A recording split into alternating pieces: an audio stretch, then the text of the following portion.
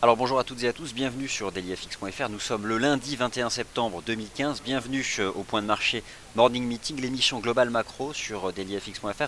Une semaine importante qui s'ouvre après la déception relative créée par la Réserve fédérale des États-Unis qui sème le trouble puisque les perspectives monétaires ne s'en voient pas davantage éclairées. Alors certes, les probabilités implicites de voir la Réserve fédérale relever les taux cette année ont chuté.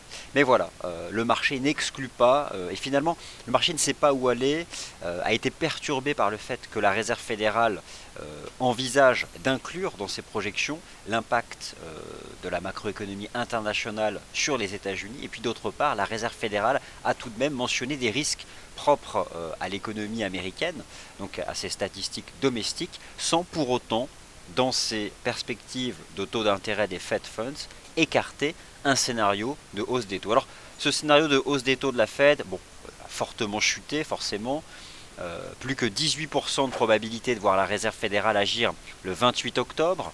En décembre, ça a aussi largement chuté, et pourtant, le marché ne sait pas réellement comment interpréter la Fed.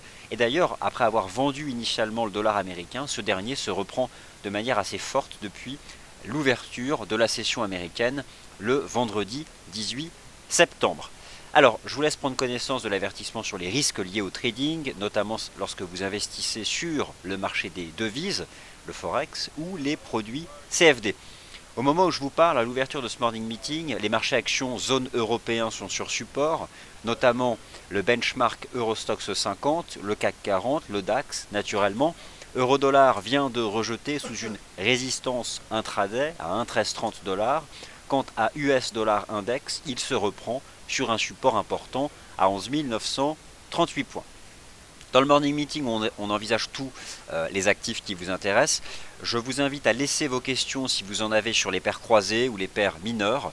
Je vous rappelle que cette semaine, une seule statistique macroéconomique chinoise sera à suivre, celle qui sera publiée dans la nuit de mardi à mercredi, l'indice PMI flash dans le secteur manufacturier, qui sera décisif. Pourquoi ? Parce que la Chine était un thème pour le marché.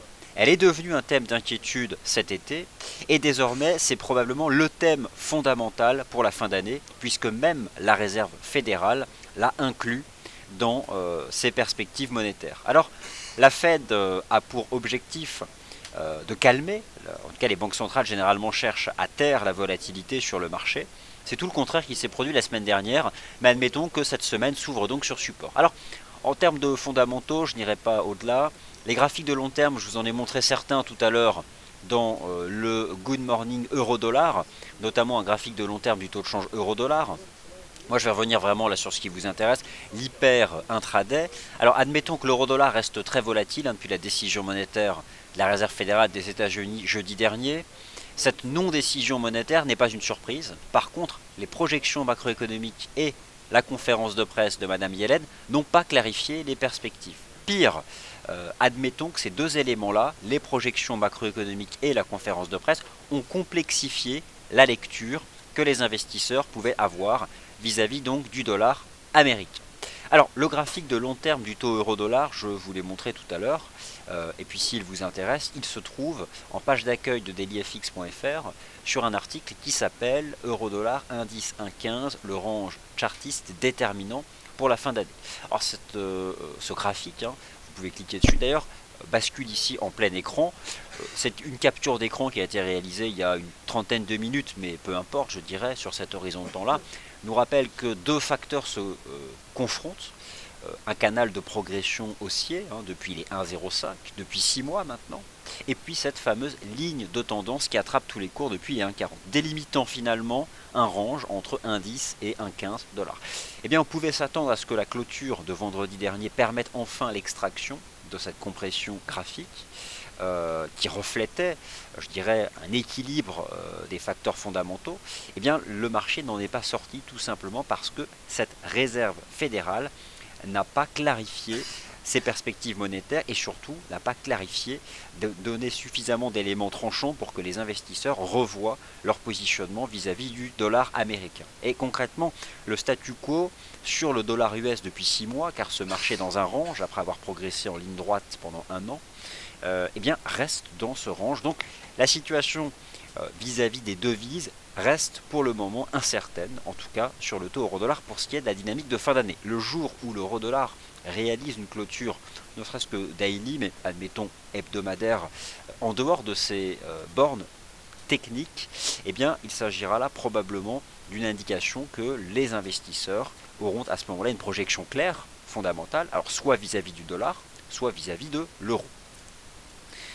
Cette semaine, semaine du 21 novembre, une seule, je dirais, séance macroéconomique me semble importante, celle du mercredi 23 septembre, avec donc l'indice PMI en estimation flash pour la zone euro, la Chine et les États-Unis. Bon, bien sûr, le 25 septembre, avec cette conférence exceptionnelle qu'on organise, et notamment dès 8h45, recevoir donc l'ancien patron de la gestion d'actifs Amundi, qui a dirigé sous sa supervision directe 100 gérants et 80 milliards d'euros, mais ça c'est pour mercredi matin.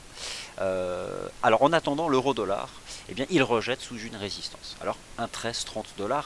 Ce qui m'intéresse beaucoup avec cette baisse de l'euro-dollar sous les 1,1330 $, avec un avalement baissier H1 ici, c'est la réaction extrêmement positive de l'US dollar index de FXCM.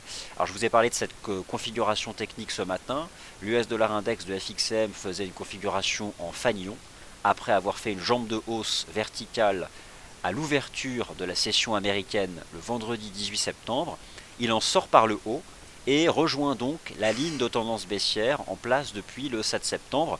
Alors je visais ce matin 11 970, écoutez, nous sommes à 5 points. Donc c'est un niveau qui sera atteint. Je dirais que là j'en suis satisfait du point de vue de l'interprétation de l'analyse technique. Après attention, il s'agit d'une configuration intraday, ne pas écarter la possibilité de voir la ligne de tendance agir. Donc 11 970 c'était la cible, dès lors que le risque était géré en utilisant le support à 11 938. Donc en tout cas là, par rapport à la clôture horaire, celle qui est acquise depuis 11 h heure de Paris, eh bien c'est la target qui est faite. Alors, je jette juste un œil au son parce que j'ai eu un petit moment de frayeur, mais a priori ça a l'air de marcher. Donc US dollar index en progression. Essentiellement face aux devises européennes, l'euro-dollar qui a donc piégé les investisseurs dans la matinée du 18 septembre, mais en fait il ne s'agit pas d'un piège. Tant que l'euro-dollar se maintient en clôture hebdomadaire sous les 1,15 $, il est en risque de se replier. Mais il est neutre l'euro-dollar, parce qu'il est soutenu par des lignes de tendance haussière depuis le mois d'avril dernier. Donc c'est ce fameux range chartiste déterminant, indice 1,15. Les cours ne sont pas sortis la semaine dernière. Pour quelles raisons les cours ne sont pas sortis vendredi dernier? Parce que la Réserve fédérale, eh bien, je pense que c'est même le fait de dire qu'elle n'a pas clarifié la situation n'est probablement pas adapté. Je dirais même qu'elle a complexifié la situation, en tout cas les anticipations des investisseurs. L'euro-dollar a rejeté donc sous les 1,1330 $, et je pense que là il va se replier en direction de cette ligne de tendance, donc on devrait revenir tester ici les 1,1266, le plus bas de la semaine dernière, et c'est la target, pas davantage pour le moment, c'est la cible pour l'action, je dirais, sur les prix de la résistance à 1,1330, et surtout cet avalement horaire, il permet de viser un 12,66, pour le moment pas davantage. Donc je confirme ce que je vous ai donc proposé ce matin ici sur le taux euro-dollar. Les paires majeures forcément subissent cette accélération de l'US dollar index ce matin, le câble notamment qui donc se replie, le câble qui d'ailleurs pourrait en données horaires présenter cette configuration là. Alors attention, elle n'est pas validée, mais je ne la sous-estime pas. La possibilité d'avoir ici une structure de sommet, en épaule, tête-épaule. Alors pour le moment le câble juste se replie, enfin c'est le dollar US qui monte, mais la possibilité sur le câble ce serait que le marché aille justement chercher cette résistance, ce bas de canal. Donc en données horaires, si le câble accélère sous cette oblique, il y a clairement la possibilité ici qu'il se replie notamment en direction des 1,5450, 1,5460. Donc voilà, clairement, je ne sous-estime pas cette possibilité. Alors, Bonjour Frédéric, je vois beaucoup de questions notamment sur l'euro GBP et l'euro AUD. Vous avez raison de poser ces questions parce que c'est l'émission justement où on aborde les paires croisées. Donc ça j'y viendrai dans un instant. Euh, je vous demande encore un peu de patience. Le taux USD-Yen se reprend ce matin grâce à deux choses. Ce matin, le yen est sous pression parce qu'un relatif attrait pour le risque voit le jour. Je vais vous montrer un magnifique support sur l'Eurostoxx 50. Vous n'êtes pas forcément obligé de vous intéresser à l'ouverture de position de trading sur le CFD Eurostoxx 50, mais dites-vous bien que lorsque ce marché Eurostoxx 50 est sur support, il faut à ce moment-là se dire, mais est-ce que le DAX et le CAC n'y sont pas aussi sur support? Parce que l'Eurostoxx 50, c'est le contrat, indice boursier zone européen, qui est regardé par les investisseurs internationaux. Le volume sur l'Eurostoxx 50, c'est 30 fois celui du DAX. Tout ça pour vous dire que c'est un contrat international. Le DAX est fortement tradé aussi, forcément en Europe, vous tradez le DAX, mais regardez les niveaux techniques de l'Eurostoxx 50.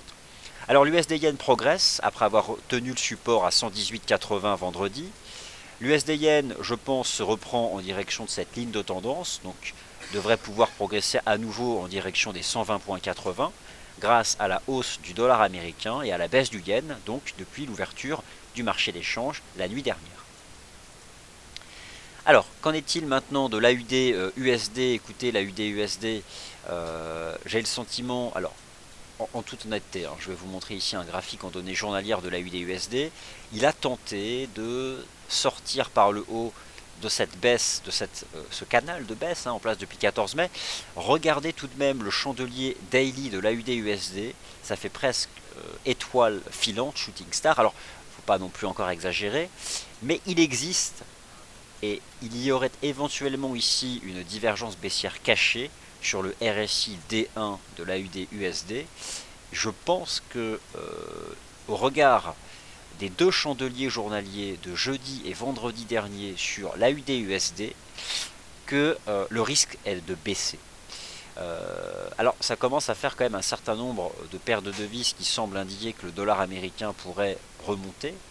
Pour l'instant c'est un simple rebond technique, mais attention à l'AUD USD, si ce marché venait à briser les 0,7140, c'est pour lui terminer, avec à nouveau donc la réintégration de cette ligne de tendance que le marché n'a pour le moment pas significativement franchi. Je manque encore d'éléments pour défendre davantage de baisse sur l'AUD USD. Alors le mieux forcément c'est le NZD USD, piège haussier le 18 septembre. Alors s'agit-il d'un piège baissier sur le dollar US? Pas réellement, on reste dans un range depuis 6 mois sur le dollar US. Mais le NZD USD, lui, c'est un piège. Tentative d'extraction haussière du range en place depuis le début du mois de septembre, entre 0,6240 dollars et 0,64 dollars. Avalement baissier, réintégration du range, c'est baissier NZD USD. Là aussi, désormais, suite à cette séance du 18 septembre, je pense que le NZD USD a un risque important de rejoindre à nouveau les 0,6240 et on pourra même faire l'hypothèse d'une sorte de structure élargie de cette façon-là qui renverrait donc cette semaine le NZD USD en direction donc de ces 0,6240. Alors vous l'avez compris, après avoir effectué donc ce tour d'horizon de l'euro-dollar, des paires majeures et de l'US dollar index, il y a, mais attention uniquement sur le court terme, une tendance positive de l'US dollar index. Cette tendance positive de l'US dollar index ne doit pas être exagérée, il s'agit pour l'instant d'un mouvement de court terme, mais qui prendrait une dimension de moyen terme si l'US dollar index venait à franchir les 11 975. Alors, 11 975, c'est ce que je visais sur l'US dollar index. C'est ce que je visais, pas personnellement. C'est ce que mon utilisation de l'analyse chartiste m'invitait à défendre. C'est du court terme. Eh bien, en cas de cassure des 11 974, eh bien là oui, je pense que l'US dollar index pourrait progresser davantage. Ce qui notamment signifierait un taux USD Yen remonté en direction des 120,80 ou un euro-dollar brisé les 1,1265 dollars. Alors voilà donc le tour d'horizon que je pouvais vous proposer de l'US dollar index et des paires majeures. Les marchés actions de la zone euro sont sur support. L'Eurostoxx 50 a parlé pour, je dirais, l'analyse intramarché, donc celle qui consiste à appliquer les niveaux chartistes de l'Eurostoxx 50 sur les principaux indices boursiers zone européen. J'exclus donc le marché britannique, la bourse de Londres. L'Eurostoxx 50, 3140 points support, divergence haussière ici visible sur le momentum. Alors ce momentum qui est représenté donc par l'indicateur technique RSI. Je pense que ce marché peut progresser davantage et notamment se reprendre cette semaine en direction notamment des 3228. Cette approche que je vous propose ici pour l'Eurostoxx 50 a donc mécaniquement des conséquences pour tous les indices boursiers de la zone euro, notamment l'indice CAC 40 qui lui depuis le début du mois de septembre ne représente aucun piège sur le plan technique. C'est limpide, depuis un mois maintenant ce marché évolue dans un range très bien défini entre 4480 et 4690. Le marché était sur support le 1er septembre, sur support le 4 septembre, sur support le 15 et sur support le 18 septembre. Support donc sur le CAC 40 ce matin, bien sûr. Objectif 4598, médiane de l'intervalle, mais surtout sommet de l'année 2014, mais surtout 4598, un niveau de prix qui a été franchi la dernière fois de manière significative le 22 janvier dernier, une semaine après l'abandon par la Banque nationale suisse de son PEG, 22 janvier, jour où la Banque centrale européenne a annoncé l'engagement d'un programme d'achat de titres de dette souveraine qu'elle a démarré le 9 mars. Donc c'est haussier pour le moment pour viser 4598. Si le marché brise à la hausse les 4598, il reprendra donc son avancée en direction des 4660 et des 4690. Alors, le DAX, mécaniquement, je reviens sur ce que j'ai pu vous proposer ce matin, en vous expliquant que le DAX était donc dans cette zone de support entre 9777 et le niveau des 9886. Alors, le DAX, c'est pas encore acquis. J'aimerais voir la cassure de ce niveau des 9886 avant réellement de pouvoir défendre un scénario de reprise.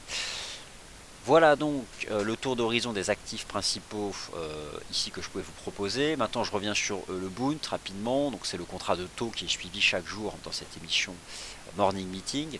Il était dans un canal donc le 17 septembre dernier. Il a progressé, le Bund, il a rebondi parce que les taux obligataires de manière générale se sont repliés aux États-Unis avec un effet de contagion sur le contrat souverain allemand, celui dont l'élasticité est la plus forte avec le contrat équivalent de l'État fédéral américain. Bon, admettons que ce marché est revenu chercher les 155,50, c'était le point haut du 14 septembre. Concrètement la cible, si le bas de canal vous servait à initier une stratégie positive, ce marché est maintenant sous résistance et donc voilà, c'est l'aboutissement du rebond dans le bas de canal. Il est sous résistance, c'est pas pour autant un niveau qui doit être utilisé pour vendre, parce que comme chaque lundi à 15 h, la Banque Centrale Européenne va actualiser le développement monétaire de ses différents programmes, notamment le programme d'achat de titres de dette publics, et donc cela pourrait avoir un impact sur le Bund et le soutenir. Mais le timing fait que là, il teste cette résistance à 155,50. S'il la dépasse, là en effet, ce marché peut rejoindre les fameux 156, le prix du contrat, le 9 mars dernier, lorsque la Banque Centrale Européenne a donc engagé son programme de quantitative easing. Alors maintenant, on va parler de l'once d'or. Alors l'once d'or, avant d'en venir à l'intraday, on va revenir sur du weekly. L'once d'or, la semaine de vente, c'était fin août, lorsqu'il était resté positionné sous les 1168. Et puis la semaine dernière, il a fait quand même une belle semaine de reprise, et au fond, il revient tester l'once d'or, cette zone de résistance, je dirais, comprise entre 1140 et 1156. La situation du gold, je dirais, est plus complexe. Pour le moment, c'est un fait, on est dans une phase de reprise.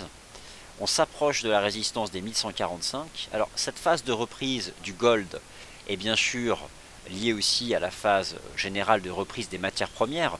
Regardez au moment où je vous parle le rôle à nouveau de la moyenne mobile à 20 jours sur l'US Oil, c'est perturbant d'efficacité je dirais. Vous avez sous les yeux les chandeliers H4 de l'US Oil, la MM 20 jours, regardez comme elle attrape les cours par le bas, avec donc aujourd'hui un support à 44,50 sur l'US Oil. Donc je dirais que là nous avons aujourd'hui ce support qui peut soutenir la reprise des cours de l'US Oil.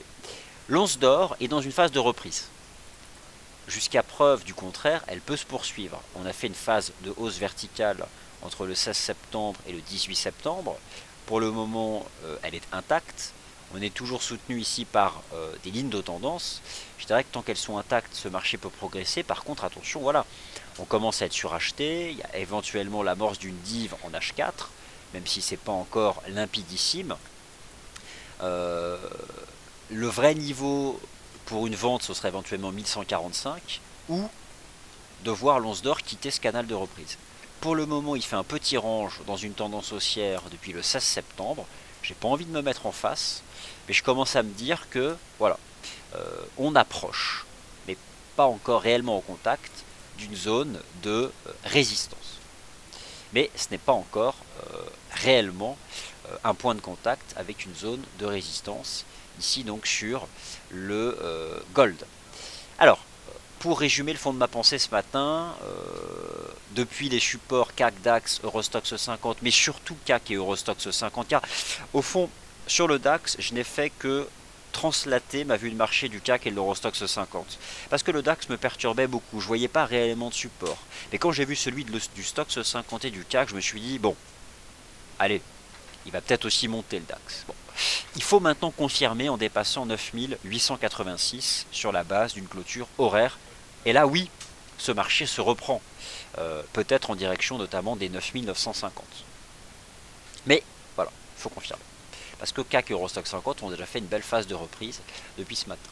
Alors, des questions sur les paires croisées, j'en vois une et deux notamment sur Euro GBP et Euro AUD. C'est pas une semaine chargée pour la macroéconomie britannique. L'Euro GBP est très intéressant. La livre sterling me semble avoir fini sa reprise technique. L'euro GBP évolue dans un triangle rectangle depuis le 25 août. Une belle figure ici. À mesure que les prix ont dérivé à plat, le marché est revenu au contact proche de cette ligne de tendance. Alors on n'y est pas encore tout à fait. Je surveille notamment cette zone ici. Donc voilà. Bon, pour l'instant on est loin. La partie basse, le support c'est 0,7240. Mais on a éventuellement ici peut-être une confluence d'éléments techniques qui permettrait d'envisager quelque chose. Mais pour l'instant nous n'y sommes pas précisément au contact. Alors, l'euro AUD, concrètement, c'est un range. Alors, je vais positionner ça comme ça. C'est un range entre 1,5560 et 1,6186. Bon, pour le moment, j'ai le sentiment que ce marché... Alors, y a-t-il une forme technique, éventuellement voir comme ça l'amorce d'une phase en triangle, mais bon là aussi c'est clairement une phase horizontale.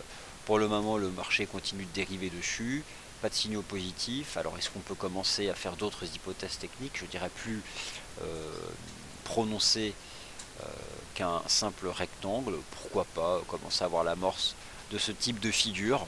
Je ne suis pas forcément à l'aise par rapport à ce que construit un intraday le taux euro AUD. Et d'autre part, voilà, en données journalières, je ne suis pas non plus très à l'aise. J'ai le sentiment au fond que ce marché est toujours en risque de retomber un jour, soit de dériver à plat jusqu'à cette ligne de tendance, soit carrément d'aller la chercher. Donc je n'exagérerai pas la figure. Il y a un support à 1,5160 et c'est la seule chose qui me semble réellement limpide pour le moment, c'est ce support à 1,5160. Donc là au niveau actuel des cours, le taux de change me semble au milieu de nulle part. Alors, bonjour Totov, donc un participant qui nous propose en fait de voir carrément envisager la Banque Centrale Européenne renforcer son programme de quantitative easing, notamment lors de sa réunion du 22 octobre. Bon, alors, c'est quelque chose qu'elle n'a pas exclu, la Banque Centrale Européenne, de le renforcer en amplitude, en durée ou, vous savez, en renforçant les titres éligibles. Je vous rappelle que la BCE, elle achète des titres d'État, mais elle achète aussi des titres d'entreprises européennes dont l'État est actionnaire en majorité. Donc il y a quelque chose qui là peut-être renforcé. Pourquoi pas un jour voir la Banque Centrale Européenne acheter des titres d'entreprise dont l'État ne serait pas majoritaire. Et alors là, on rentrerait dans quelque chose d'inédit de la part de la Banque Centrale Européenne. Forcément, oui, il y aurait un effet baissier sur l'euro. Mais pour l'instant, la Banque Centrale Européenne n'a pas renforcé son programme d'achat de titres de dette, mais elle ne l'a pas exclu. Alors, on verra si cela se produit le 22 octobre prochain.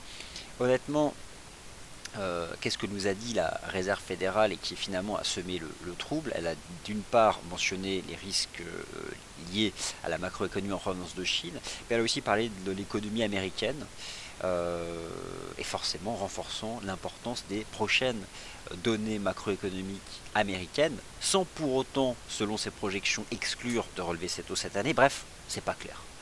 C'est pas clair, ce qui a donc maintenu les marchés actions en volatilité. Et au final, prenez le CAC depuis le début du mois, le range 4005-4007. On a tout eu, on a eu la BCE, la Fed, tout. Et le marché reste en range. Bon, c'est typiquement l'indication que l'interprétation par les investisseurs de toutes ces données-là n'est pas suffisamment limpide. Lorsqu'un marché est en range, c'est qu'il y a un équilibre des forces ou un manque de clarté. Ça reste le cas pour l'instant. Donc, voilà moi ce que je pouvais vous proposer dans ce morning meeting du lundi 21 septembre. Je ne vois pas de questions sur d'autres paires croisées, donc le point de marché va s'arrêter là. N'hésitez pas à laisser traîner vos questions. Si vous souhaitez que je parle d'autres taux de change, en dehors des paires majeures des actifs principaux, par exemple l'euro GBP vous m'avez demandé, l'euro AUD vous m'avez demandé, il peut y avoir d'autres actifs qui vous intéressent, notamment l'euro yen ou l'AUD yen, d'autres actifs, je ne vais pas y aller naturellement, puisqu'il y a 30 paires croisées, donc à un moment ou à un autre il faut faire un choix. Je vais vous parler tout de même, parce que je suis en train de l'oublier, ce serait dommage, de l'USD CAD. Alors l'USD CAD a-t-il, comme d'autres paires de devises, comme le NZD-USD, piégé le marché? Je vais me concentrer sur le chandelier hebdomadaire du taux USD CAD. Alors admettons que en données hebdomadaires, l'USD CAD a fait un joli marteau la semaine dernière, avec une belle mèche basse sur le support des 1,30-23. Et finalement, on n'y voit pas non plus. Alors, la tendance haussière reste là. En données journalières, on a quand même un beau marteau sur le USD CAD, donc je pense que ça va monter cette semaine, l'USD CAD. Mais remonter simplement en direction de la partie haute du range. Donc l'USD CAD, je pense que cette semaine, il peut remonter vers 1,3280.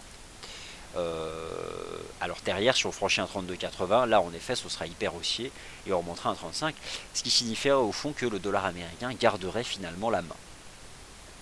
Donc, pour l'instant, j'accorde de l'importance au marteau daily de l'USD CAD et à l'avalement haussier H4 de la session du 18 septembre.